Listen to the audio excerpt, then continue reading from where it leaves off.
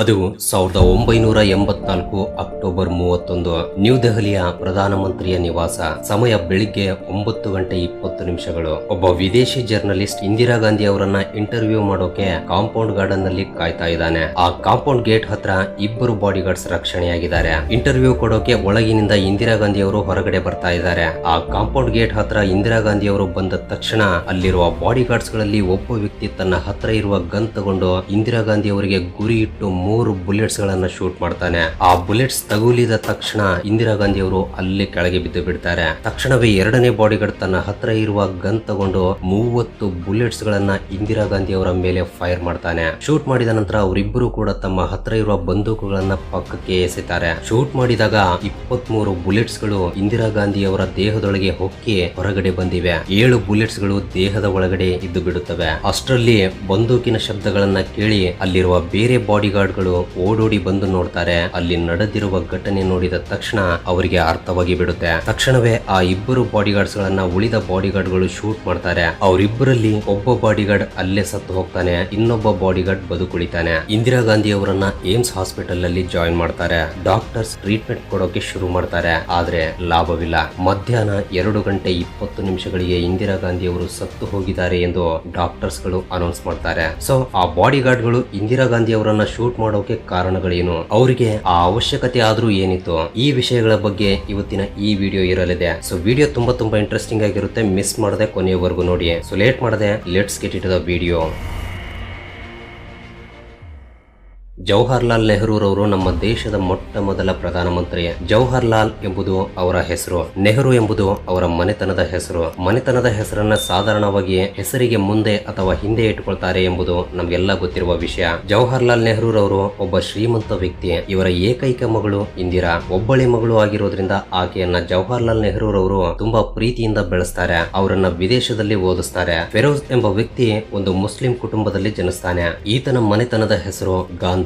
So ಆತನ ಪೂರ್ತಿ ಹೆಸರು ಫೆರೋಜ್ ಗಾಂಧಿ. ಈತ ತನ್ನ ಚಿಕ್ಕ ವಯಸ್ಸಿನಲ್ಲಿ ತನ್ನ ವಿದ್ಯಾಭ್ಯಾಸವನ್ನ ಬಿಟ್ಟು 1930ರಲ್ಲಿ ಸ್ವತಂತ್ರದ ಚಳುವಳಿಗಳಲ್ಲಿ ಸೇರ್ತಾನೆ. ಫೆರೋಜ್ ರವರಿಗೆ ಮಹಾತ್ಮ ಗಾಂಧಿ ಅಂದ್ರೆ ತುಂಬಾ ಇಷ್ಟ. ಅದಕ್ಕಾಗಿಯೇ ಆತ ತನ್ನ ಮನೆತನದ ಹೆಸರಿನಲ್ಲಿ ಇರುವ ಗಾಂಧಿ ಸ್ಪೆಲ್ಲಿಂಗ್ ಅನ್ನ GANDHI ಎಂದು ಬದಲಾಯಿಸಿಕೊಳ್ತಾನೆ. ಈ ರೀತಿ ಸ್ವತಂತ್ರ ಚಳುವಳಿಗಳಲ್ಲಿ ಇದ್ದಾಗ ನೆಹರೂರವರ ಮಗಳಾದ ಇಂದಿರಾ ಫೆರೋಜ್ ಗಾಂಧಿಗೆ ಪರಿಚಯ ಆಗ್ತಾಳೆ. ಆ ಪರಿಚಯವೇ ಕೆಲವು ದಿನಗಳ ನಂತರ ಪ್ರೀತಿಯಾಗಿ ಬದಲಾಗುತ್ತೆ. ಕೊನೆಗೆ 1942ರಲ್ಲಿ ಇಂದಿರಾರವರಿಗೆ ಮತ್ತು ಫೆರೋಜ್ ಗಾಂಧಿ ಅವರಿಗೆ ಮದುವೆ ಆಗುತ್ತೆ. ಸಾಧಾರಣವಾಗಿ ಮದುವೆಯಾದ ತಕ್ಷಣ ಗಂಡನ ಮನೆತನದ ಹೆಸರು ಹೆಂಡತಿಗೂ ಕೂಡ ಬರುತ್ತೆ. ಸೊ ಮದುವೆಯಾದ ನಂತರ ಇಂದಿರಾರವರ ಮನೆತನದ ಹೆಸರು ಗಾಂಧಿಯಾಗಿ ಬದಲಾಗುತ್ತೆ. ಈ ರೀತಿ ಇಂದಿರಾ ನೆಹರು ಎಂಬ ಹೆಸರು ಇಂದಿರಾ ಗಾಂಧಿಯಾಗಿ ಬದಲಾಗಿದೆ. ಈ ರೀತಿ ಅವರ ವಂಶದಲ್ಲಿ ಗಾಂಧಿ ಎಂಬ ಮನೆತನದ ಹೆಸರು ಇಂದಿಗೂ ಕೂಡ ಕಂಟಿನ್ಯೂ ಆಗ್ತಾ ಬಂದಿದೆ. ಫಿರೋಜ್ ಮತ್ತು ಇಂದಿರಾ ದಂಪತಿಗಳಿಗೆ 1944ರಲ್ಲಿ ರಾಜೀವ್ ಗಾಂಧಿ, 1946ರಲ್ಲಿ ಸಂಜಯ್ ಗಾಂಧಿ ಹುಟ್ಟುತ್ತಾರೆ. ಇವರಿಬ್ಬರು ಹುಟ್ಟಿದ ಕೆಲವು ದಿನಗಳಿಗೆ ಗಂಡ ಹೆಂಡತಿಯ ಮಧ್ಯೆ ಭೇದ ಭಾವಗಳು ಬರೋಕೆ ಶುರುವಾಗುತ್ತವೆ. ಅಷ್ಟೇ ಅಲ್ಲದೆ ಫೆರೋಜ್ ಗಾಂಧಿ ಬೇರೆ ಇತರ ಹೆಂಗಸರ ಜೊತೆ ತುಂಬಾ ಕ್ಲೋಸ್ ಆಗಿ ಇರ್ತಾ ಇದ್ರು. ಇದು ಇಂದಿರಾ ಗಾಂಧಿ ಅವರಿಗೆ ಇಷ್ಟವಾಗಲ್ಲ. ಇದೇ ಕಾರಣದಿಂದ ಮಕ್ಕಳಾದ ನಂತರ ಅವರಿಬ್ಬರು ಕೂಡ ಬೇರೆ ಬೇರೆಯಾಗಿ ಜೀವನ ಸಾಗಿಸಲು ಶುರು ಮಾಡ್ತಾರೆ. ಆದ್ರೆ ಒಬ್ಬರ ಮೇಲೆ ಇನ್ನೊಬ್ಬರಿಗೆ ತುಂಬಾ ಪ್ರೀತಿ ಇರೋದ್ರಿಂದ ಆಗಾಗ ಭೇಟಿ ಆಗ್ತಾ ಇದ್ರು. ನಮ್ಮ ದೇಶಕ್ಕೆ ಸ್ವತಂತ್ರ ಬಂದ ನಂತರ ಜವಾಹರ್ಲಾಲ್ ನೆಹರೂರವರು ಪ್ರಧಾನಮಂತ್ರಿ ಆಗ್ತಾರೆ. ಅವರ ಮಗಳಾದ ಇಂದಿರಾ ಗಾಂಧಿ ಅವರು ಅನ್ಅಫಿಷಿಯಲ್ ಆಗಿ ನೆಹರೂರವರಿಗೆ ಪರ್ಸನಲ್ ಅಸಿಸ್ಟೆಂಟ್ ಆಗಿ ಹೆಲ್ಪ್ ಮಾಡ್ತಾ ಬರ್ತಾರೆ. ನಂತರ 1960ರಲ್ಲಿ ಫೆರೋಜ್ ಗಾಂಧಿ ಹಾರ್ಟ್ ಅಟ್ಯಾಕ್ ಕಾರಣದಿಂದ ಸತ್ತು ಹೋಗ್ತಾರೆ. 4 ವರ್ಷಗಳ ನಂತರ 1964ರಲ್ಲಿ ಜವಾಹರ್ಲಾಲ್ ನೆಹರೂರವರು ಕೂಡ ಸತ್ತು ಹೋಗ್ತಾರೆ. ಸೊ ಈಗ ನೆಹರು ಕುಟುಂಬದಲ್ಲಿ ಇಂದಿರಾ ಗಾಂಧಿ ಅವರು ಮಾತ್ರವೇ ಉಳಿದಿದ್ದಾರೆ. ನೆಹರೂರವರು ಸತ್ತು ಹೋದ ನಂತರ ಲಾಲ್ ಬಹದ್ದೂರ್ ಶಾಸ್ತ್ರಿ ಅವರನ್ನ ಪ್ರಧಾನಮಂತ್ರಿಯಾಗಿ ಮಾಡಿ ಇಂದಿರಾ ಗಾಂಧಿ ಅವರಿಗೆ ರಾಜ್ಯಸಭೆ ಪದವಿಯನ್ನ ಕೊಡ್ತಾರೆ. ಆದ್ರೆ 1966ರಲ್ಲಿ ಲಾಲ್ ಬಹದ್ದೂರ್ ಶಾಸ್ತ್ರಿ ಅವರು ಸತ್ತು ಹೋಗೋದ್ರಿಂದ ಈ ಬಾರಿ ಇಂದಿರಾ ಗಾಂಧಿ ಅವರನ್ನೇ ಪ್ರಧಾನಮಂತ್ರಿಯಾಗಿ ಮಾಡ್ತಾರೆ. ಪ್ರಧಾನಮಂತ್ರಿ ಆಗ್ಬೇಕು ಅಂದ್ರೆ ರಾಜ್ಯಸಭಾ ಮೆಂಬರ್ ಆದ್ರೂ ಆಗಿರ್ಬೇಕು ಅಥವಾ ಲೋಕಸಭೆಯ ಮೆಂಬರ್ ಆದ್ರೂ ಆಗಿರ್ಬೇಕು. ಆಲ್ರೆಡಿ ಇಂದಿರಾ ಗಾಂಧಿ ಅವರು ರಾಜ್ಯಸಭೆಯ ಮೆಂಬರ್ ಆಗಿರೋದ್ರಿಂದ ಪ್ರಧಾನಮಂತ್ರಿ ಆಗೋಕೆ ಅವರಿಗೆ ಎಲಿಜಿಬಿಲಿಟಿ ಬರುತ್ತೆ. ಅಷ್ಟೊಂದು ಜನ ಸೀನಿಯರ್ ಲೀಡರ್ಸ್ ಇದ್ರೂ ಕೂಡ ಯಾವುದೇ ರೀತಿಯ ಎಕ್ಸ್ಪೀರಿಯನ್ಸ್ ಇಲ್ಲದ ಇಂದಿರಾ ಗಾಂಧಿ ಅವರನ್ನ ಪ್ರಧಾನಮಂತ್ರಿಯಾಗಿ ಮಾಡೋಕೆ ಕಾರಣ ಒಬ್ಬ ಮಹಿಳೆ ಪ್ರಧಾನಮಂತ್ರಿಯಾಗಿದ್ರೆ ಅವರನ್ನ ಒಂದು ಗೊಂಬೆಯಂತೆ ಹಿಂದೆ ನಿಂತು ಆಟವಾಡಿಸಬಹುದು ಎಂದು ಎಲ್ಲರೂ ಅಂದುಕೊಂಡಿರುವ ಹಾಗೆ ಇಂದಿರಾ ಗಾಂಧಿ ಅವರು 19 1966ರಲ್ಲಿ ನಮ್ಮ ಭಾರತ ದೇಶದ ಪ್ರಧಾನಮಂತ್ರಿ ಆಗ್ತಾರೆ. ಅಂದಿಗೆ ನಮ್ಮ ಭಾರತ ತುಂಬಾ ಕಷ್ಟಗಳಲ್ಲಿ ಇತ್ತು. ನಿರುದ್ಯೋಗ, ಇನ್ಫ್ಲೇಷನ್, ಫೆಮಿನಿ ಪ್ರಾಬ್ಲಮ್ಸ್ ಗಳು ಬಹಳಷ್ಟಿವೆ. ಅವೆಲ್ಲವುಗಳನ್ನ ಇಂದಿರಾ ಗಾಂಧಿ ಅವರು ಬಗೆಹರಿಸ್ತಾ ಬರ್ತಾರೆ. 1966ರಿಂದ 1977ರವರೆಗೆ ಅಂದ್ರೆ 11 ವರ್ಷಗಳವರೆಗೆ ಕಂಟಿನ್ಯೂಸ್ ಆಗಿ ಇಂದಿರಾ ಗಾಂಧಿ ಅವರು ಪ್ರಧಾನಮಂತ್ರಿಯಾಗಿ ಇರ್ತಾರೆ. ಆದ್ರೆ ಈ 11 ವರ್ಷಗಳಲ್ಲಿ ಎಷ್ಟೋ ಪರಿಣಾಮಗಳು ನಡೆದು ಹೋಗಿವೆ. ಅವುಗಳಲ್ಲಿ ಮುಖ್ಯವಾದವು 2 ವಿಷಯಗಳು. ಒಂದು, ಯುದ್ಧದಲ್ಲಿ ಪಾಕಿಸ್ತಾನದ ಮೇಲೆ ಜಯವನ್ನ ಸಾಧಿಸುವುದು. ಎರಡನೆಯದ್ದು ಎಮರ್ಜೆನ್ಸಿ. 1970ಕ್ಕೂ ಮುಂಚೆ 1948ರಲ್ಲಿ ಒಂದು ಬಾರಿ, 1965ರಲ್ಲಿ ಒಂದು ಬಾರಿ ಭಾರತ ಮತ್ತು ಪಾಕಿಸ್ತಾನದ ಮಧ್ಯೆ ಯುದ್ಧಗಳು ನಡೆದಿವೆ. ಆದ್ರೆ ಆ ಯುದ್ಧಗಳಲ್ಲಿ ಯಾರಾದ್ರೂ ಒಬ್ರು ಗೆಲ್ಲೋಕು ಮುಂಚೆಯೇ ಆ ಯುದ್ಧಗಳು ನಿಂತು ಹೋಗಿವೆ. ಅವುಗಳಲ್ಲಿ ಕರೆಕ್ಟ್ ರಿಸಲ್ಟ್ ಇಲ್ಲ. ಆದ್ರೆ 1971ರಲ್ಲಿ ಮಾತ್ರ ಪಾಕಿಸ್ತಾನದ ಜೊತೆ ನಡೆದಿರುವ ಯುದ್ಧದಲ್ಲಿ ಇಂದಿರಾ ಗಾಂಧಿ ಅವರು ಸರಿಯಾದ ರಿಸಲ್ಟ್ ತಗೊಂಡ್ ಬರ್ತಾರೆ. USA ದಿಂದ UNO ದಿಂದ ಎಷ್ಟು ಪ್ರೆಷರ್ ಬಂದರೂ ಕೂಡ ಆಕೆ ಪಾಕಿಸ್ತಾನದ ಜೊತೆ ಯುದ್ಧವನ್ನ ಮಾತ್ರ ನಿಲ್ಲಿಸಲ್ಲ. ಯಾರಾದ್ರೂ ಒಬ್ರು ಗೆಲ್ಲುವವರೆಗೆ ಯುದ್ಧವನ್ನ ನಿಲ್ಲಿಸಲ್ಲ ಎಂದು ದೃಢವಾಗಿ ಹೇಳಿಬಿಡ್ತಾಳೆ. ಕೊನೆಗೆ ಅಂದುಕೊಂಡಿದ್ದನ್ನ ಮಾಡಿ ತೋರಿಸ್ತಾಳೆ. 1971ರಲ್ಲಿ ಪಾಕಿಸ್ತಾನದ ಜೊತೆ ನಡೆದಿರುವ ಯುದ್ಧದಲ್ಲಿ ಭಾರತ ದೇಶ ಜಯವನ್ನ ಸಾಧಿಸುತ್ತೆ. 90,000 ಜನ ಪಾಕಿಸ್ತಾನದ ಸೈನಿಕರು ಭಾರತಕ್ಕೆ ಶರಣಾಗೋದ್ರಿಂದ ಯುದ್ಧ ನಿಂತು ಹೋಗುತ್ತೆ. ಬಾಂಗ್ಲಾದೇಶ ಎಂಬ ಒಂದು ಹೊಸ ದೇಶ ಏರ್ಪಡುತ್ತೆ. ಸೊ ಬಾಂಗ್ಲಾದೇಶ ಏರ್ಪಡೋಕೆ ಇಂದಿರಾ ಗಾಂಧಿ ಅವರು ಮುಖ್ಯ ಪಾತ್ರವನ್ನ ಪೋಷಿಸಿದ್ದಾರೆ. ಆಗಿನ ಸಮಯದಲ್ಲಿ ಅಪೋಸಿಷನ್ ಲೀಡರ್ ಆಗಿರುವ ಅಟಲ್ ಬಿಹಾರಿ ವಾಜಪೇಯಿ ಅವರು ಇಂದಿರಾ ಗಾಂಧಿ ಅವರನ್ನ ಕನಕದುರ್ಗ ಎಂದು ಪ್ರಶಂಸೆ ಕೂಡ ಮಾಡಿದ್ದಾರೆ. 1971ರಲ್ಲಿ ನಡೆದ ಪಾರ್ಲಿಮೆಂಟ್ ಎಲೆಕ್ಷನ್ ನಲ್ಲಿ ಮತ್ತೆ ಕಾಂಗ್ರೆಸ್ ಜಯವನ್ನ ಸಾಧಿಸುತ್ತೆ. ಉತ್ತರ ಪ್ರದೇಶದ ರಾಯ್ಬೆರೇಲಿ ವಿಧಾನಸಭಾ ಕ್ಷೇತ್ರದಲ್ಲಿ ರಾಜನಾರಾಯಣ್ ಎಂಬ ವ್ಯಕ್ತಿಯ ಮೇಲೆ ಅತ್ಯಧಿಕ ಮೆಜಾರಿಟಿಯಿಂದ ಇಂದಿರಾ ಗಾಂಧಿ ಅವರು ಗೆಲ್ತಾರೆ. ಮತ್ತೆ ಪ್ರಧಾನಮಂತ್ರಿ ಆಗ್ತಾರೆ.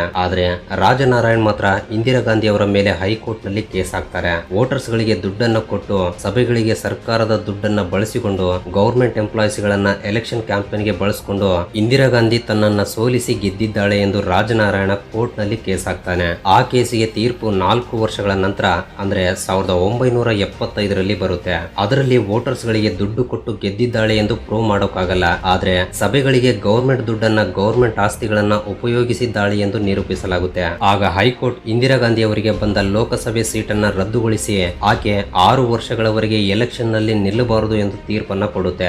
ಆಗ ಇಂದಿರಾ ಗಾಂಧಿ ಅವರು ಆ ತೀರ್ಪನ್ನ ಸುಪ್ರೀಂ ಕೋರ್ಟ್ ನಲ್ಲಿ ಅಪೀಲ್ ಮಾಡ್ತಾರೆ. ಆಗ ಸುಪ್ರೀಂ ಕೋರ್ಟ್ ಹೈಕೋರ್ಟ್ ಕೊಟ್ಟಿರುವ ತೀರ್ಪಿಗೆ ಸ್ಟೇ ಕೊಡುತ್ತೆ. ಫೈನಲ್ ತೀರ್ಪನ್ನ ಕೊಡುವವರೆಗೆ ಇಂದಿರಾ ಗಾಂಧಿ ಅವರು ಪ್ರಧಾನಮಂತ್ರಿಯಾಗಿ ಮುಂದುವರಿಸಬಹುದು ಎಂದು ಸುಪ್ರೀಂ ಕೋರ್ಟ್ ಹೇಳುತ್ತೆ. ಆದ್ರೆ ಅಪೋಸಿಷನ್ ಲೀಡರ್ಸ್ ಗಳು ಮಾತ್ರ ಇಂದಿರಾ ಗಾಂಧಿ ಅವರು ಕೆಳಗಿಳಿಯಬೇಕು ಎಂದು ಪ್ರತಿದಿನ ಬಂದ್ಗಳನ್ನ ಮಾಡ್ತಾ ಇರ್ತಾರೆ. ಈ ಬಂದ್ಗಳ ಕಾರಣದಿಂದ ದೇಶದ ಆರ್ಥಿಕ ವ್ಯವಸ್ಥೆ ತುಂಬಾ ನಷ್ಟದಲ್ಲಿ ಹೋಗ್ತಾ ಇದೆ. ಗವರ್ಮೆಂಟ್ ಗೆ ಪ್ರತಿದಿನ ಬಹಳಷ್ಟು ಲಾಸ್ ಬರ್ತಾ ಇತ್ತು. ದೇಶದಲ್ಲಿ ಲಾ ಅಂಡ್ ಆರ್ಡರ್ ಇಲ್ಲದೆ ಹೋಗುತ್ತೆ.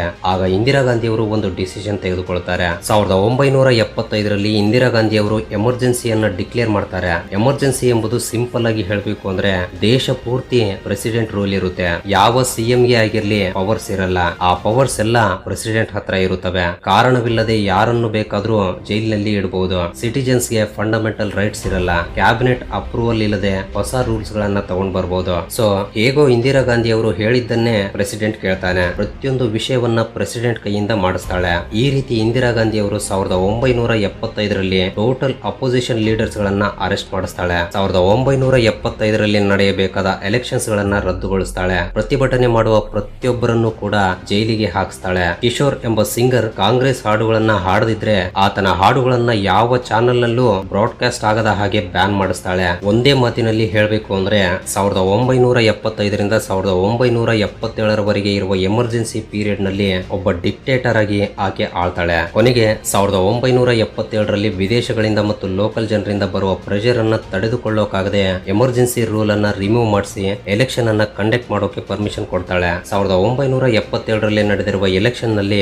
ಕಾಂಗ್ರೆಸ್ ಘೋರವಾಗಿ ಸೋತು ಹೋಗುತ್ತೆ. ಅಪೋಸಿಷನ್ ಗೆಲ್ಲುತ್ತೆ. ಕಾಂಗ್ರೆಸ್ ಸೋತು ಹೋಗೋಕೆ ಕಾರಣ ಎಮರ್ಜೆನ್ಸಿ. ಹೊಸದಾಗಿ ಅಧಿಕಾರಕ್ಕೆ ಬಂದಿರುವ ಅಪೋಸಿಷನ್ ಪಾರ್ಟಿ ಮೈತ್ರಿ ಸರ್ಕಾರದ ಮೂಲಕ ಗವರ್ಮೆಂಟ್ ಅನ್ನ ಏರ್ಪಡಿಸುತ್ತೆ. ಕೇವಲ 2.5 ವರ್ಷಗಳಲ್ಲೇ ಈ ಮೈತ್ರಿಯಲ್ಲಿ ಭೇದ ಭಾವಗಳು ಬರೋಕೆ ಶುರುವಾಗುತ್ತವೆ. ಮೈತ್ರಿಯಲ್ಲಿರುವ ಕೆಲವು ಪಾರ್ಟಿಗಳು ತಮ್ಮ ಸಪೋರ್ಟ್ ಅನ್ನು ವಿತ್ಡ್ರಾ ಮಾಡಿಕೊಳ್ಳುತ್ತವೆ. ಇದರಿಂದ ಮೆಜಾರಿಟಿ ಇಲ್ಲದೆ ಗವರ್ಮೆಂಟ್ ಬಿದ್ದು ಹೋಗುತ್ತೆ. ಸೊ 1980ರಲ್ಲಿ ಮತ್ತೆ ಎಲೆಕ್ಷನ್ಸ್ ಬರುತ್ತವೆ. ಈ ಬಾರಿ ಎಲೆಕ್ಷನ್ ನಲ್ಲಿ ಕಾಂಗ್ರೆಸ್ ಗೆಲ್ಲುತ್ತೆ. ಅಪೋಸಿಷನ್ ನಲ್ಲಿ ಸರಿಯಾದ ಲೀಡರ್ ಇಲ್ಲದೆ ಇರೋದ್ರಿಂದ ಪ್ರಜೆಗಳು ಇಂದಿರಾ ಗಾಂಧಿಯನ್ನೇ ಆರಿಸಿಕೊಳ್ತಾರೆ. ಅದೇ ವರ್ಷ ಆಕೆ ಚಿಕ್ಕ ಮಗನಾದ ಸಂಜಯ್ ಗಾಂಧಿ ಏರ್ ಕ್ರಾಫ್ಟ್ ಅನ್ನ ನಡೆಸುವಾಗ ಕಂಟ್ರೋಲ್ ತಪ್ಪಿ ಏರ್ ಕ್ರಾಫ್ಟ್ ಕ್ರಾಶ್ ಆಗಿ ಸತ್ತು ಹೋಗ್ತಾನೆ. ಪಂಜಾಬ್ ನಲ್ಲಿ ಸಿಖ್ ಧರ್ಮಕ್ಕೆ ಸಂಬಂಧಿಸಿದ ಜನ ಹೆಚ್ಚಾಗಿರ್ತಾರೆ. ಅದೇ ಸಿಖ್ ಧರ್ಮ ಧರ್ಮದ ಬೃಂದನ್ ವಾಲೆ ಎಂಬ ಒಬ್ಬ ವ್ಯಕ್ತಿ ಹಿಂದೂ ಧರ್ಮದ ವ್ಯಕ್ತಿಗಳನ್ನ ಸಾಯಿಸ್ತಾ ಇರ್ತಾನೆ. ಹಿಂದೂಗಳನ್ನ ಸಾಯಿಸೋಕೆ ಸ್ಪೆಷಲ್ ಆಗಿ ಒಂದು ಟೀಮ್ ಅನ್ನು ಕೂಡ ಏರ್ಪಡಿಸಿಕೊಂಡಿರ್ತಾನೆ. ಸಿಖ್ಖರಿಗೆ ಖಲಿಸ್ತಾನ್ ಎಂಬ ಹೆಸರಿನಿಂದ ಒಂದು ಪ್ರತ್ಯೇಕವಾದ ದೇಶ ಬೇಕು ಎಂದು ಗೌರ್ಮೆಂಟ್ ಅನ್ನ ಡಿಮ್ಯಾಂಡ್ ಮಾಡ್ತಾನೆ. ಬೃಂದನ್ ವಾಲೆಗೆ ಭಯಪಟ್ಟು ಬಹಳಷ್ಟು ಜನ ಹಿಂದೂಗಳು ಪಂಜಾಬಿನಿಂದ ಪಕ್ಕದ ರಾಜ್ಯಗಳಿಗೆ ವಲಸೆ ಹೋಗ್ತಾರೆ.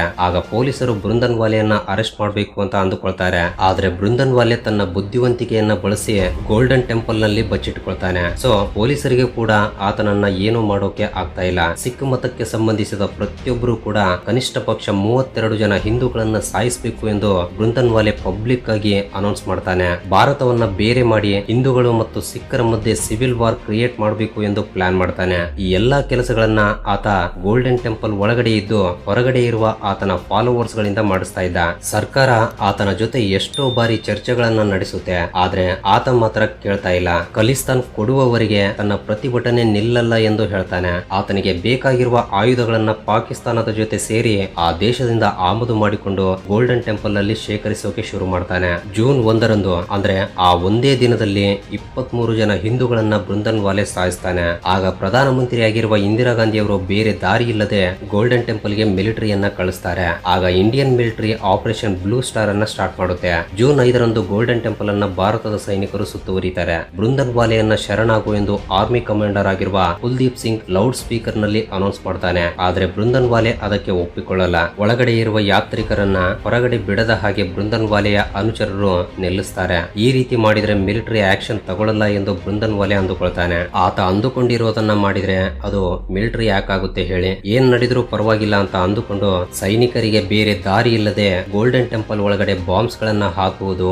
ಹೆವಿ ಗನ್ಸ್ ಗಳಿಂದ ಫೈರ್ ಮಾಡೋದನ್ನ ಶುರು ಮಾಡ್ತಾರೆ. ಯುದ್ಧ ಟ್ಯಾಂಕ್ಸ್ ಗಳನ್ನ ಗೋಲ್ಡನ್ ಟೆಂಪಲ್ ಒಳಗಡೆ ತಗೊಂಡು ಹೋಗಿ ಬಾಂಬ್ಸ್ ಗಳನ್ನ ಹಾಕೋಕೆ ಶುರು ಮಾಡ್ತಾರೆ. ಒಂದು ಕಡೆ ಸೈನಿಕರು ಸತ್ತು ಹೋಗ್ತಾ ಇದ್ದಾರೆ, ಇನ್ನೊಂದು ಕಡೆ ಬೃಂದನ್ ವಾಲೆ ಅನುಚರರು ಕೂಡ ಸತ್ತು ಹೋಗ್ತಾ ಇದ್ದಾರೆ. ಇವರಿಬ್ಬರ ಮಧ್ಯದಲ್ಲಿ ಯಾತ್ರಿಕರು ಕೂಡ ಸತ್ತು ಹೋಗ್ತಾ ಇದ್ದಾರೆ. ಮಿಲಿಟರಿ ಅವರು ಎಕ್ಸ್ಪೆಕ್ಟ್ ಮಾಡಿರುವ ವೆಪನ್ಸ್ ಗಳಿಗಿಂತ ಜಾಸ್ತಿ ವೆಪನ್ಸ್ ಗಳು ಬೃಂದನ್ ವಾಲೆ ಹತ್ರ ಇರುತ್ತವೆ. ಅಲ್ಲಿರುವ ಯಾತ್ರಿಕರನ್ನ ಬೃಂದನ್ ವಾಲೆ ಹ್ಯೂಮನ್ ಶೀಲ್ಡ್ಸ್ ಗಳಾಗಿ ಬಳಸ್ಕೊಳ್ತಾ ಇದ್ದಾನೆ. ಫೈನಲ್ ಆಗಿ ಜೂನ್ 7ರಂದು ಅಂದ್ರೆ 2 ದಿನಗಳಲ್ಲಿ ಟೋಟಲ್ ಗೋಲ್ಡನ್ ಟೆಂಪಲ್ ಆರ್ಮಿ ಕೈಗೆ ಬರುತ್ತೆ. ಬೃಂದನ್ ವಾಲೆ ಮತ್ತು ತನ್ನ ಅನುಚರರು ಎಲ್ಲರೂ ಸತ್ತು ಹೋಗ್ತಾರೆ. ಫೈನಲ್ ಆಗಿ ಜೂನ್ 10ರಂದು ಆಪರೇಷನ್ ಮುಗಿಯುತ್ತೆ. ಈ ಆಪರೇಷನ್ ನಲ್ಲಿ 83 ಜನ ಸೈನಿಕರು ಸತ್ತು ಹೋಗ್ತಾರೆ. 493 ಜನ ಮಿಲಿಟೆಂಟ್ಸ್ ಗಳು ಸತ್ತು ಹೋಗ್ತಾರೆ. ಗೋಲ್ಡನ್ ಟೆಂಪಲ್ ತುಂಬಾ ಡ್ಯಾಮೇಜ್ ಆಗಿ ಬಿಡುತ್ತೆ. ಈ ಆಪರೇಷನ್ ಅನ್ನ ಮಾಡಿಸಿದ್ದು ಇಂದಿರಾ ಗಾಂಧಿ ಅವರು. ಸೊ ಆಕೆಯ ಮೇಲೆ ರಿವೆಂಜ್ ತಗೊಳ್ಳೋಕೆ ಸಿಖ್ ಧರ್ಮದ ಇಬ್ಬರು ಬಾಡಿ ಗಾರ್ಡ್ಸ್ ವಿಡಿಯೋ ಸ್ಟಾರ್ಟಿಂಗ್ ಅಲ್ಲಿ ಹೇಳಿರುವ ಹಾಗೆ ಇಂದಿರಾ ಗಾಂಧಿ ಅವರನ್ನ ಅಕ್ಟೋಬರ್ 31ರಂದು ಸಾಯಿಸಿ ಬಿಡ್ತಾರೆ. ಆಕೆಯನ್ನ ಸಾಯಿಸಿದರೆ ಪ್ರಜೆಗಳು ಸುಮ್ಮನಿರ್ತಾರ?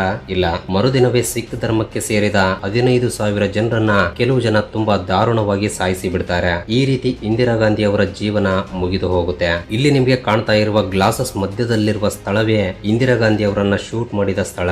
ಅವರು ಸತ್ತು ಹೋದ ನಂತರ ರಕ್ತದ ಕಲೆ ಹತ್ತಿಕೊಂಡಿರುವ ಆಕೆಯ ಸೀರೆಯನ್ನ, ತನ್ನ ವಸ್ತುಗಳನ್ನ ನ್ಯೂ ದೆಹಲಿಯ ಮ್ಯೂಸಿಯಂ ನಲ್ಲಿ ಭದ್ರಪಡಿಸಿದ್ದಾರೆ. ಸೊ ಇದು ಫ್ರೆಂಡ್ಸ್ ಇಂದಿರಾ ಗಾಂಧಿ ಅವರ ಪೂರ್ತಿ ಜೀವನ ಚರಿತ್ರೆ. ಈ ವಿಡಿಯೋ ನಿಮಗೆ ಹೊಸ ವಿಷಯಗಳನ್ನ ತಿಳಿದುಕೊಳ್ಳೋಕೆ ಅಷ್ಟೋ ಇಷ್ಟೋ ಸಹಾಯವಾಗಿದೆ ಎಂದು ಭಾವಿಸ್ತೀನಿ. ಸೊ ವಿಡಿಯೋ ಇಷ್ಟವಾಗಿದ್ರೆ ತಪ್ಪದೆ ವಿಡಿಯೋಗೆ ಒಂದು ಲೈಕ್ ಕೊಟ್ಟು ನಿಮ್ಮ ಫ್ರೆಂಡ್ಸ್ ಅಂಡ್ ಫ್ಯಾಮಿಲಿ ಜೊತೆ ಕೂಡ ಶೇರ್ ಮಾಡಿ. ಹಾಗೆ ಫಸ್ಟ್ ಟೈಮ್ ಯಾರಾದ್ರೂ ನಮ್ಮ ಚಾನಲ್ ಅನ್ನ ಈಗ ನೋಡ್ತಾ ಇದ್ರೆ ತಪ್ಪದೆ ಸಬ್ಸ್ಕ್ರೈಬ್ ಮಾಡ್ಕೊಂಡು ಪಕ್ಕದಲ್ಲಿರುವ ಬೆಲ್ ಐಕನ್ ಅನ್ನ ಆಕ್ಟಿವೇಟ್ ಮಾಡ್ಕೊಳ್ಳಿ. ಅಂಡ್ ವಿಡಿಯೋವನ್ನ ಕೊನೆವರೆಗೂ ನೋಡಿದ್ದಕ್ಕೆ love you so much guys.